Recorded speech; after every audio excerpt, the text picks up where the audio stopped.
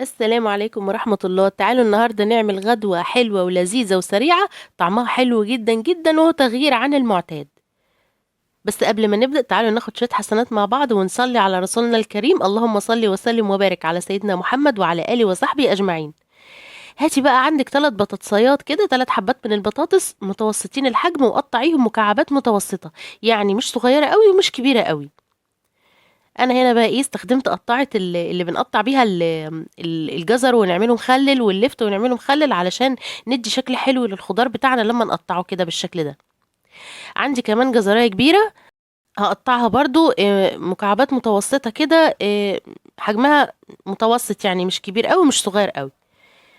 كمان عندي 3 وحدات من الكوسة أو 4 وحدات من الكوسة، هنقطعهم برضو مكعبات برضو كده بالشكل ده.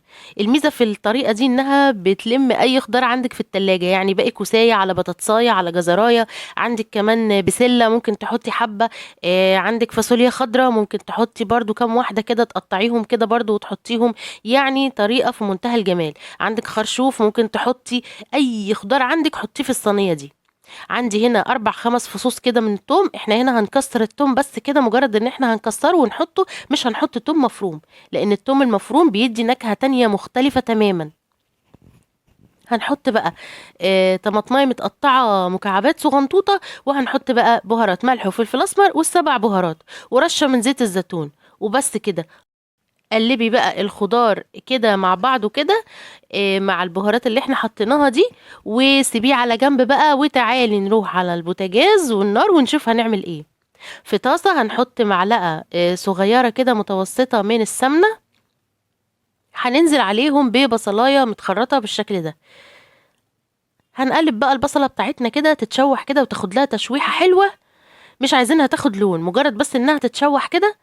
هننزل بقى بنص كوباية من الرز المغسول والمتصفي كويس. هندي بقى تشويحة للبصلة والرز مع بعض بالشكل ده. وهنبتدي بقى ايه، نحط البهارات بتاعتنا. هنحط فلفل اسمر، وهنحط ملح، وكمان هنحط قرفة. القرفة هنا بتدي طعم حلو جدا في الرز بتاعنا. اول لما الرز والبصل يتشوحوا مع بعض تشويحة حلوة كده، هننزل بنص كوباية من المية، ونقلب كده تقليبة حلوة كده. وبعد كده نسيبها ونغطيها لحد لما تشرب المية بتاعتها. انا هنا عايزة الرز يكون مستوي نص سوا، مش عايزاه يكون مستوي سوا كامل. اول لما يستوي كده هننزله بقى من على النار ونسيبه يبرد تماما، ونروح نشوف هنعمل ايه. هنا عندي وراك فراخ مخلية. انا بروح اقول للراجل اللي هو بيعمل الفراخ ده بتاع الفراخ، بقول له عايزاك تخلي لي الوراخ شيش طاووق، تمام، مش حمام كداب، تمام. علشان ايه؟ علشان يشيلك بقى اي عضمايه متبقيه في الورك بتاعك، فبيبقى الورك بتاعك عباره عن لحمه والجلد بتاعها من بره بالشكل ده. طيب هنعمل ايه احنا؟ هنجيب بعد كده كيس من اكياس التلاجة كده ونحطه فوق الورك كده، ونبتدي نفرده بالمدق بتاعنا، او يعني افرديه باي حاجه عندك، تمام. اولا الفرد ده بيساعد على انك تفتحي انسجه اللحمه اللي عندك، وثانيا بتكبري كده حجم الورك بتاعك، بتفرديه خالص كده وبتخليه رقيق كده وجميل. هنعمل الوركين بنفس الطريقة. طبعا لو عندك عدد أفراد أكتر زودي عدد الأوراق المخلية اللي هتشتغلي بيها. بعد لما فردنا الوركين بقى هنعمل ايه؟ هنتبلهم. ما احنا لازم نتبل الوراك دي، علشان لو ما تبلناهاش طعم اللحمة مش هيبقى كويس ومش هيوصل لها أي تتبيلة، تمام. عندنا بقى ملح، فلفل اسمر، توم باودر، بابريكا، بصل باودر، وعندنا كاري. الكاري بيليق جدا جدا مع الفراخ بتاعتنا. هنقلب بقى كل البهارات الحلوة دي مع بعض كده لحد لما تختلط كويس، ونروح بقى ناخد منها شوية كده ونتبل منها الفراخ بتاعتنا بالشكل ده. هنوزع البهارات على الفراخ بتاعتنا بالشكل ده، ونحاول كده نتبلها من بره ومن جوه، ومن اي حته طولها ايدك في الورك تبليها بالتتبيله دي، هتديها طعم رائع جدا وغني جدا ولذيذ جدا جدا. نكهة البهارات اللي احنا مستخدمينها مش قوية، يعني التوم البودر والبصل البودر والكاري والكركم دول حاجات يعني بسيطة جدا. حابة بقى تزودي زعتر، حابة تزودي روزماري، براحتك، لكن هي التوابل دي بتبقى كده مظبوطة قوي. هنجيب بقى سلطانية ونحط فيها كيس بلاستيك، ونحط فيها الورك بالشكل ده، الجلد لتحت واللحم لفوق، وهنبتدي نحشي بقى بالرز اللي احنا سيبناه يبرد ده على جنب. هنفتح كده بس الورك معانا كويس قوي، ونبتدي نحط الرز بتاعنا.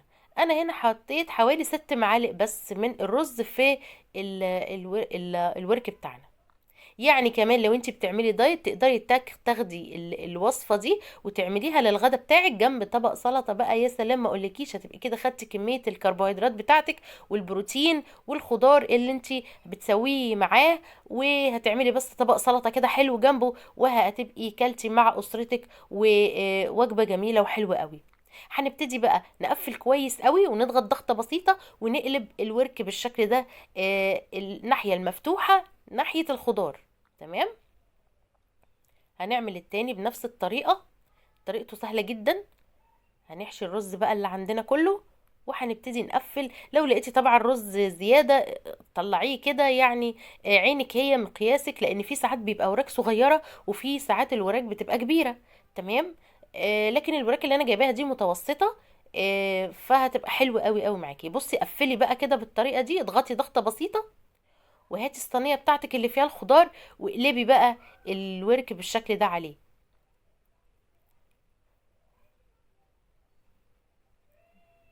سهله جدا وفي منتهى اللذاذه بصراحه. بقيه البهارات بقى اللي اتبقت معانا هنعمل معاها ايه؟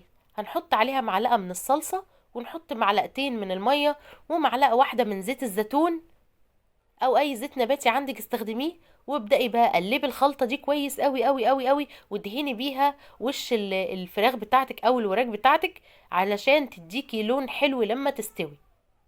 احنا مش هنحط اي سوائل، مش هنحط اي ميه في التسويه، احنا هنكتفي بالميه اللي هتنزل من الخضار بتاعنا، هي دي اللي هتسوي لنا الوراك وهتسوي لنا الخضار.